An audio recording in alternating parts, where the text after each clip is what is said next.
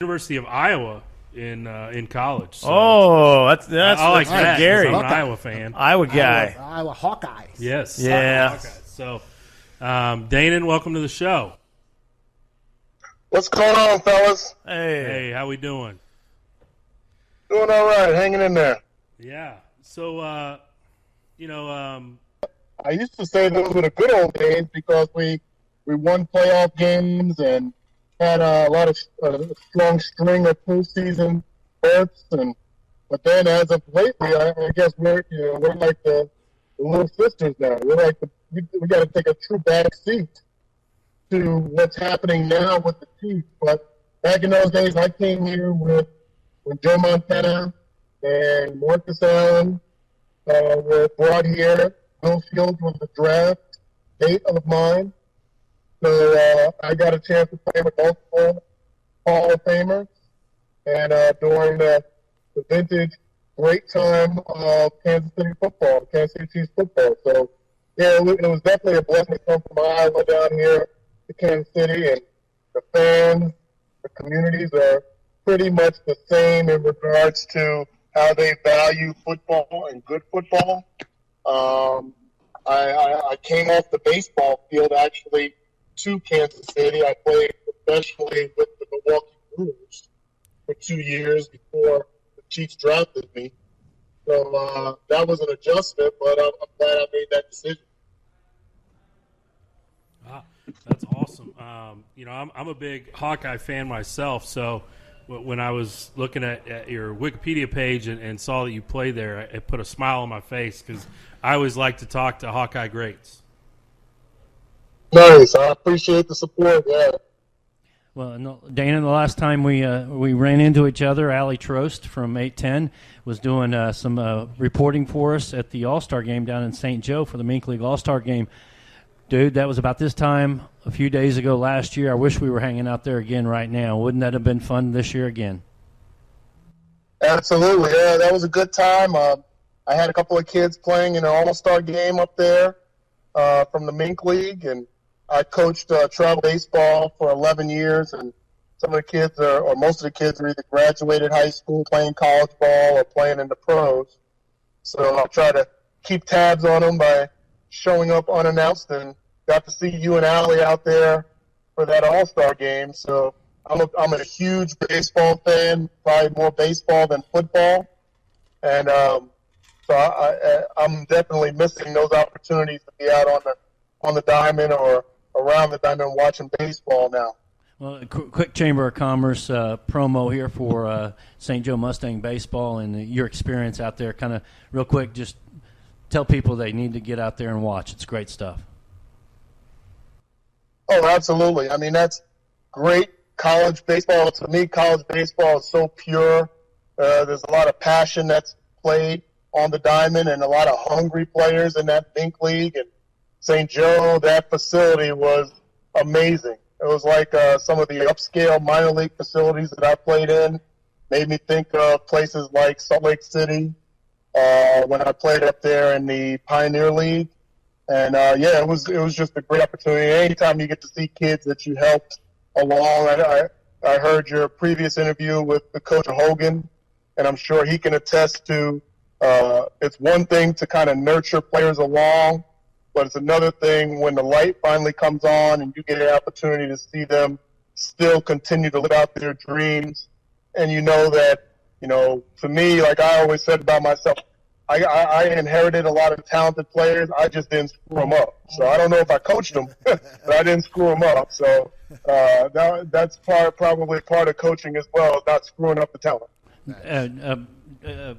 Gary, I'm not going to try and steal your intro here into the topic that we're really wanting to talk to Mr. Hughes about, but did you ever play ball against Pat Mahomes Sr.?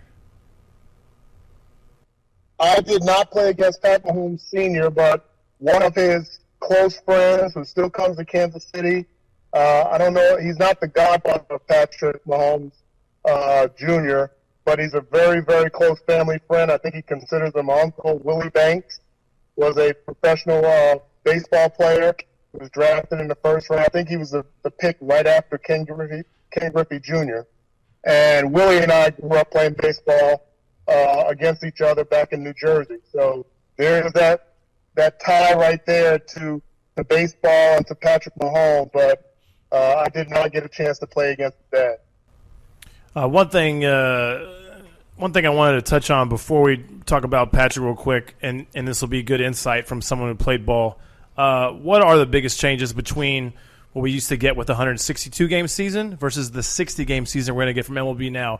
What are the biggest differences between that? I mean, obviously know it's going to be more of a sprint than a marathon, but what really are the biggest changes that fans can kind of see with these games that are coming up?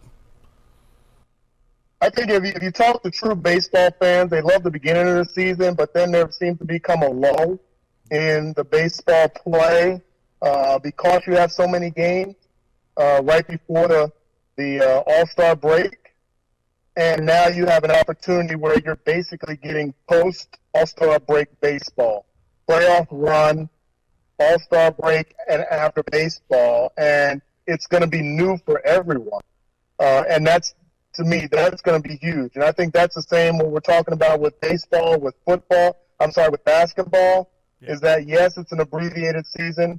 Yes, it's obviously inconvenient for many reasons, but everybody stays on the same level playing field. Everybody's going to play the same amount of games. Everybody has to put the same amount of effort into it. And you have to put your best players on the field to make that run for a fall World Series title. And I don't believe in asterisks. Asterisks, to me, is when a person or a team has an advantage or has utilized an unfair advantage. It's all level. So everybody's going to play the same. Everybody's going to have to go through the same rigors and same ups and downs. And obviously with COVID-19, all the regulations, they're going to all have to do it, every single team. So that levels everything out. So to me, this season, this year, there's no asterisks. It's just going to be a mad dash. And I think it's going to be exciting because the one thing we do know is that the players out there, they want to be there. They want to be able to provide some entertainment during some dark times in our country to the fans that are out there, and they're committed. And to me, what other walk of life would you not want somebody to be at those three things? I mean, it doesn't matter if you work for Sprint or work for U.S. Bank or play professional sports. Being committed is the number one thing, and I think the true fans will recognize that commitment, and they'll appreciate those guys going out there and providing some entertainment. Agree. Yes, definitely. All good points. Let's kind of get into it here. A historic thing happened here in Kansas City this week, with the Mahomes contract and, over half $500 million, going to be by the time it's all said and done. Just talk about kind of the importance of what he's done for the Chiefs and how important it was to get him locked up. Let's first just kind of remind people, about your career here with the Chiefs, 93 to 98. What are some highlights that you remember from that time? Well, those are the that you love. And to me, it's a testament about he as a person, as a teammate, as a person that's committed to an organization or sees the value in committing to an organization. And also a guy that just wants to focus on being the best professional on the field. You don't sign a 10-year contract unless all of those boxes are checked. And you don't want to be bothered. Like, the only thing that the Chiefs will ever have to do in regards to Patrick Mahomes for several years is talk to his agent about renegotiations or restructuring the contract to help other teammates. Like, that's an easy answer. There is no thinking about what the future salary cap will be, when to opt out. There's no any other caveats that we see with a lot of players, franchise tags, multiple franchise tags, etc. He can go and focus on playing football, bringing championships, helping teammates. He can make sure and ensure, just like George Brett did and Frank White and other greats with the Royals, he can recognize my roots are here in Kansas City. I'll have my home. I know exactly where I'll be. I don't have to worry about anything else but football and being a great person in the community. I think if there's players out there, to me, this is monumental, because it could be something for future guys, future superstars to look into. Is I'm happy where I am. It's not always about getting the absolute most that you can possibly get, like we see in other sports. It's about getting what makes you feel like you're wanted, makes you feel that you're getting the value based on your abilities, and then makes you feel comfortable that the organization is not going to be hamstrung for the future in regards to signing guys to help you win. Yeah, I know, to the high school game, a lot of kids, football kids that I've coached that have been really at a high level, they always say, well, if I can close my recruiting before I play my senior year, I don't have to worry about it. And so I'm glad you made that point.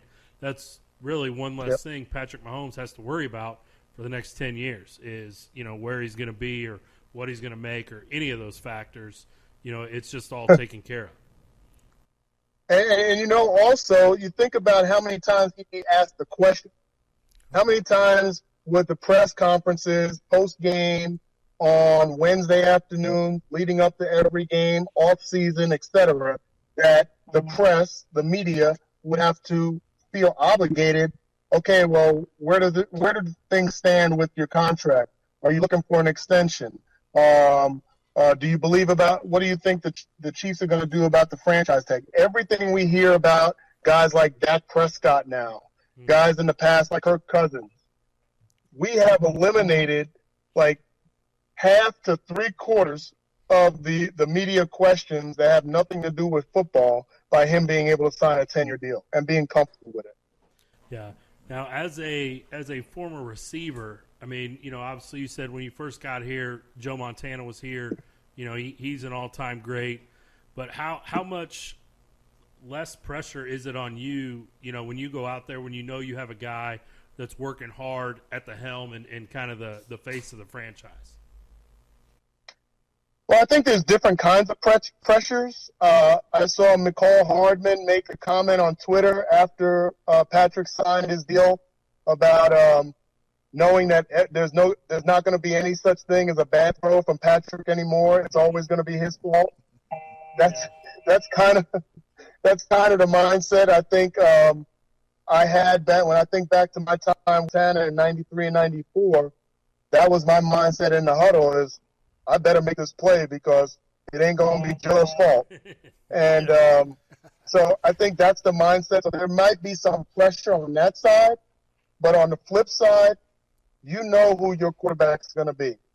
If you love him, if you appreciate his kind of play, then you also know where you want to be as a wide receiver for years to come.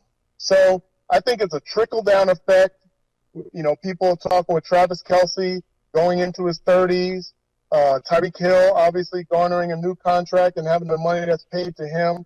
You're not going to be able to max out every deal to everybody based on their worth.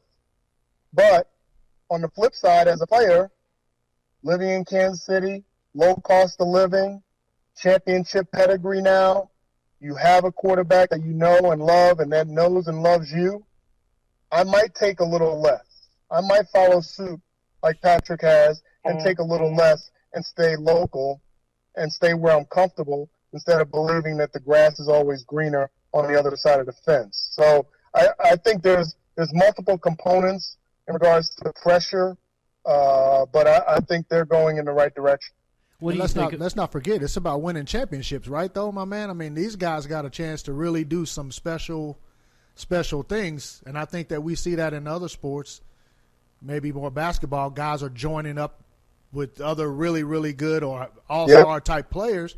You realize in football, man, this is the most physical grind you can hit. But if you can keep a unit together and create some type of dynasty or, give yourself to win a ring every year, I mean, the endorsements, the check usually, as the young people